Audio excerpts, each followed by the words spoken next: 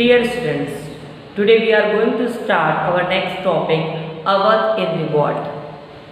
Student, last previous class we have discussed the topic related to 1857 revolt. Student, जो 1857 का revolt था वो Britishers की एक जो टॉर्चर का मेथड था, जो उनकी प्लानिंग थी हमारे अदर स्टेट्स को उनकी रूलर्स की पावर को कंट्रोल करने के लिए। वो टर्म प्लानिंग थी वो लोग जो थे उसकी जस्ट अपोजिट हो चुके थे, उनके अपोज हो चुके थे प्लानिंग के। और टर्म टू टर्म जो था उनके मन में गुस्सा तो था पर वो एक्सप्रेस नहीं कर पा रहे थे। उसी का रिजल्ट ये 1857 का रिवॉल्ट था। स्टूडेंट, जो रिवॉल्ट स्टार्ट हुआ था वो यू नो दैट मेरठ से स्टार्ट हुआ और दिल्ली तक पहुंचा। दिल्ली के बाद after the permission of Mughal empire Bahadur Shah Zafar, this movement spreading on all over and different region also. Firstly, we will discuss the topic of Awadh in revolt, कि अवध में रिवॉल्ट की स्टार्टिंग कहाँ से हुई। स्टूडेंट, जो टर्म टू टर्म ब्रिटिशर्स की policy थी कि यहाँ के इम्पोर्टेंट स्टेट्स को कैप्चर करने की, यहाँ के रूलर्स की पावर को कंट्रोल करने के लिए जो प्लानिंग थी उसमें दो फेमस प्लान थे। First is doctrine of lapse. Doctrine of lapse introduce by lord Dalhousie. Next is subsidize alliances introduced by lord Wellesley in 1798। According to subsidiary alliances, all those who entered into such an alliances with the British had to accept certain terms and conditions. जो terms और condition इस सबसिडारी alliances के according उन्होंने रखी, present करी, मतलब जो ruler उनकी पावर को एक्सेप्ट कर लेगा, जो आसानी से उनकी कंट्रोल में आ जाएगा, उनके लिए उन्होंने कुछ टर्म्स और कंडीशन जो थी वो उनके सामने रखी। According to subsidiary alliances, these are the terms and conditions. First is the British would be responsible for protecting their ally from external and internal threats to their power. Next is, in the territory of the ally, a British armed cantonment would be stations. Next is, the ally would have to provide the resource for maintaining the continents. Next, an important condition is the ally couldn't enter into agreements with other rulers or engage in warfare only with the permission of the British. सब सारी alliances के according जो भी ruler उनकी sovereignty को accept कर लेगा आसानी से, तो वो क्या करेंगे, किसी थर्ड अदर पावर के साथ उनके एरिया को सिक्योर कर देंगे। सिक्योरिटी करने के लिए अपने आर्मी कुछ पार्ट जो है वो वहाँ सेटल कर देंगे और किसी अदर रूलर के साथ वो कोई और कॉन्ट्रैक्ट साइन नहीं करेंगे। ऐसा उन्होंने टर्म्स और कंडीशन जो थी इस सब सारी अलायंसेस के अकॉर्डिंग साइन कर। लेकिन रियल जो उनका मोटिव था, रियल जो एम था इस अलायंसेस के पीछे, वो ये था कि जो रूलर उनकी पावर को, उनकी सोवरेनिटी को मान लेगा, ठीक है, तो वो उनकी ट्रूप्स को अपनी स्टेट में, अपने रीजन में इन्वॉल्व रखेगा, ठीक, इन्वॉल्व रखेगा और उनकी ट्रूप्स का, उनकी आर्मी फोर्सेस का, यानी ब्रिटिशर्स यानी कंपनी की जो आर्मी फोर्सेस उसकी स्टेट में उन्होंने रखी है, उसकी मेंटेनेंस का सारा एक्सपेंडिचर जो है वो कंपनी को देगा, जो कंपनी जितना उनसे मांगे। तो जो अवध इन रिवॉल्ट, अवध में जो रिवॉल्ट की स्टार्टिंग हुई उसके अकॉर्डिंग टर्म और कंडीशन थी वो ये थी कि इन 1851 Governor General Lord Dalhousie described the kingdom of Awadh as a cherry that will drop into our mouth one day. ऐसा ड्रिंक था लॉर्ड डलहौजी का कि ये चेरी जो एक दिन खुद मेरे माउथ में आएगी। 5 years later, in 1856, the kingdom was formally annexed to the British Empire. और 1851 में उन्होंने ये ड्रीम देखा और 1856 में जो ये ड्रीम था फॉर्मली एनेक्सेटेड जो है वो ब्रिटिश के अकॉर्डिंग कैप्चर कर लिया गया।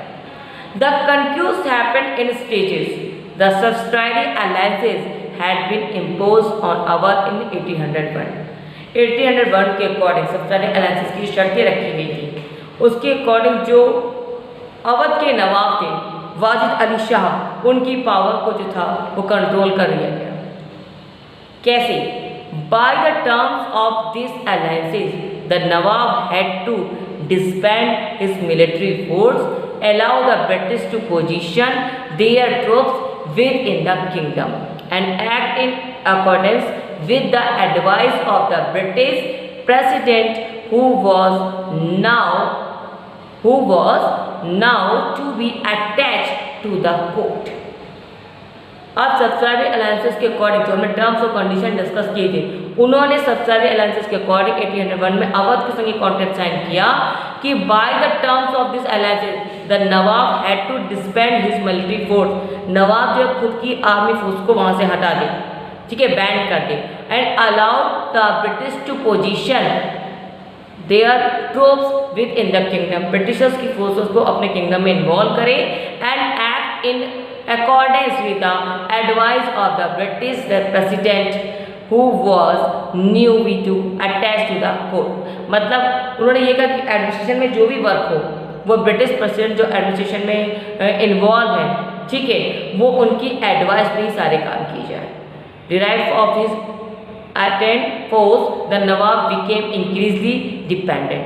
जैसे ही उन्होंने उनकी इस अलायंसेस से कॉन्ट्रैक्ट साइन किया, वैसे ही नवाब की पोजीशन जो थी वो टर्म प्लस टर्म गिरती चली गई, कंडीशन गिरती चली गई, पोजीशन ना के बराबर हो गई, ये मान लीजिए।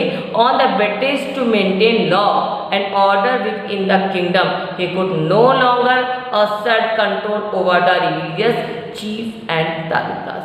ये पोजीशन हो गई थी नवाब की कि जो कॉन्स्पिरेंसी बनाने वाले ग्रुप हैं और तालुकदार, उन पर से भी उनका कंट्रोल हट गया, मतलब वो कुछ भी प्लानिंग कर सकते थे, उनके लिए को कंट्रोल करने वाला कोई ग्रुप मेंबर था ही नहीं। In the mean time the British became increasing interested in acquiring the territory of Awadh. Main intentionally जो अवध का ब्रिटिशर्स की तरफ इंट्रैक्शन था वो वहाँ के लैंड की जो हार्वेस्टिंग थी इंडिगो और कॉटन के अकॉर्डिंग, कि वो किस तरीके से इस एरिया से नॉर्थ पार्ट से अपनी जो मार्केट वैल्यू जो उनकी प्लेस है वैल्यू है वो डे बाय डे इसका यूज़ करके कॉटन इंडिगो का यूज़ करके बढ़ा सके, पोजीशन को अपनी और ज़्यादा बढ़ा सके कंपनी के अकॉर्डिंग। तो यही मोटिव के साथ उन्होंने अवध को कैप्चर किया। इसी प्लानिंग का जो उन्होंने 1857 का जो रिवॉल्ट का मेन रीज़न है, और जब से ब्रिटिशर्स ने बंगाल, क्योंकि सबसे पहले उन्होंने इंडिया के जो मेन रीजन था, मेन स्टेट था, बैटल ऑफ प्लासी के बाद बंगाल को कैप्चर किया था, और बंगाल के बाद उन्होंने कर्नाटक, दोआब, ठीक, ये सारे स्टेट्स को केवल अपने सेल्फ मोटिव के लिए यूज़ किया ताकि वो अपने जो मेन उनका ट्रेड्स यूज़ करने जिस एम से वो भारत इंडिया आए थे उस एम को टारगेट बना के कम्पीट कर सके और टर्म टू टर्म अपने मार्केट को यहाँ से और ज़्यादा अर्निंग करके गेन करके कंपनी को और वहाँ के पार्लियामेंट में शो कर सके। इस एम के साथ उन्होंने term to term Karnataka, Punjab, Bengal, Doab, इन सारे मेन स्टेट्स को कैप्चर किया। And that Awadh in 1856 was accepted to complete a process of territorial annexation that had begun with the conquest of Bengal almost a century earlier. जो target था, जिस M के साथ उन्होंने पंजाब, बंगाल इन सबको कैप्चर किया, ठीक यही एम उनका 1856 में अवध को एनेक्सेट करने के बाद कंप्लीट हुआ। अब जिस ब्लेमिंग के साथ, क्योंकि भाई कोई तो फॉल्ट देना पड़ेगा कि जो उन्होंने रिप्लेस किया, जो वहाँ अवध के नवाब को जब रिप्लेस किया, मतलब गद्दी से हटा दिया, तो उसका कुछ तो रीज़न प्रेजेंट करना पड़ेगा। तो उन्होंने क्या प्रेजेंटेशन दिया, मतलब उसकी उन्होंने क्या ब्लेमिंग करी। Lord Dalhousie annexation created disaffections in all the areas and principalities that were annexated, but however more so than in the kingdom of Awadh in the heart of North India. Here Nawab Wajid Ali Shah was dethroned and exiled to Calcutta. नवाब वाजिद अली शाह को गद्दी से हटाकर कलकत्ता भेज दिया गया. That the reason was being miscovered. The British government also wrongly assumed that Wajid Ali Shah was unpopular ruler. उन्होंने ये blaming करी कि नवाब वाजिद अली शाह जो थे वो लोग उनको पसंद नहीं करते थे, मतलब अनपॉपुलर रूलर थे. On the contrary, he was widely loved, and when he left his belongings to Lucknow, there were many who followed him all the way Kanpur, singing song of land. जब वो गद्दी छोड़ती है, जब लोगों ने इनके बारे में रिपोर्ट सही आइडेंटिफिकेशन कलेक्ट करने के लिए कि वाकई में क्या रियलिटी है, क्या वाकई में वो अनपॉपुलर रूलर थे, जब रिपोर्ट आई तो वो शॉक्ड हो गए, क्योंकि जिस समय वो अपने स्टेट को छोड़कर कलकत्ता शिफ्ट हो रहे थे तो लोग उन्हें रोते हुए भी किसी की विदा करते हैं. लाइक उस पोजीशन में लोगों ने उन्हें, मतलब उनका ये कहना था the life was gone out of the body. इस वर्ड के संग उन्होंने उनको कलकत्ता भेजा. यस.